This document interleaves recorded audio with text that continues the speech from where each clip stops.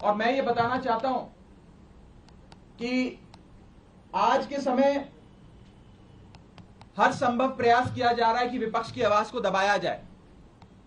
जैसे राहुल गांधी जी की मेंबरशिप छीन ली, हमारे दो सांसद संजय सिंह जी, सुशील कुमार रिंकू जी, दोनों को सस्पेंड कर दिया, लीडर ऑफ ऑपोजिशन का माइक ऑफ किया जाता है।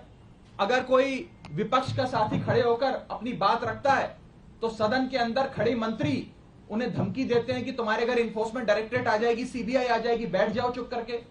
इस प्रकार से एक अघोषित आपातकाल लगाने का प्रयास बीजेपी इस देश में कर रही है और उनका यही मकसद होगा शायद कि मेरी आवाज को भी दबाया जाए।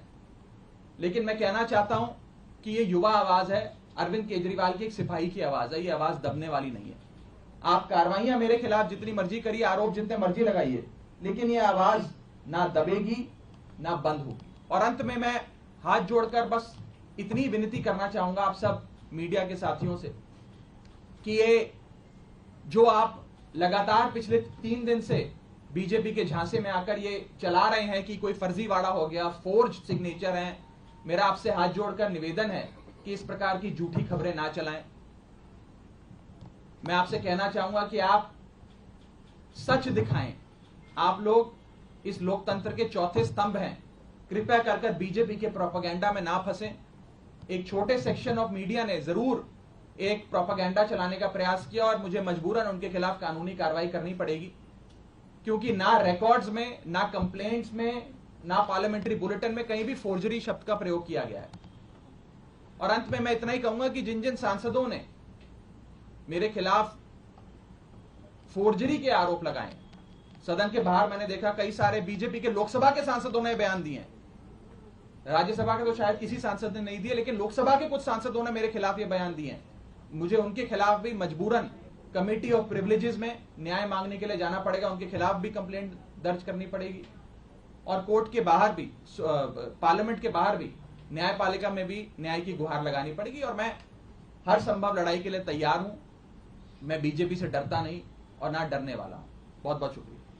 राघव, एक बात स्पष्ट कर दीजिए, आपने कहा 1 हफ्ते में दूसरी बार नोटिस आया, तो क्या आपको नोटिस मिल गया है? क्योंकि कल तक ये स्थिति नहीं, अभी मुझे आज का जो विषय है इस विषय पर मुझे नोटिस नहीं मिला है। जब आएगा नोटिस तो मैं पूरी मजबूती से, इफेक्टिवली, कॉम्प्रिहेंसिवली उसका जवाब दूंगा।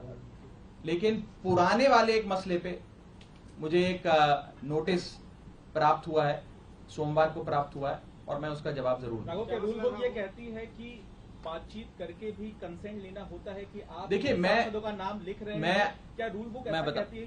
मैं इतना बस कहना चाहूंगा कि क्योंकि अब ये मामला विशेषाधिकार समिति के विचाराधीन है, इसकी निटी-ग्रिटीज में जाकर किससे क्या बात हुई, किसने क्या कहा, मैं उस पर बिल्कुल कोई टिप्पणी नहीं करना चाहूंगा, क्योंकि ये उचित नहीं होता है। मैंने अपनी बात रखनी थी, आज मुझे मजबूरन, क्योंकि मेरी छवि खराब करने के लिए, एज अ पार्लियामेंटेरियन, मेरी गुडविल, मेरी क्रेडिबिलिटी खराब करने के लिए एक प्रोपेगेंडा जो बीजेपी ने चलाया है उसका जवाब देने के लिए आज मुझे सामने आना पड़ा, ताकि दूध का दूध और पानी का पानी हो जाए। और मैं खुली चुनौती देता हूं।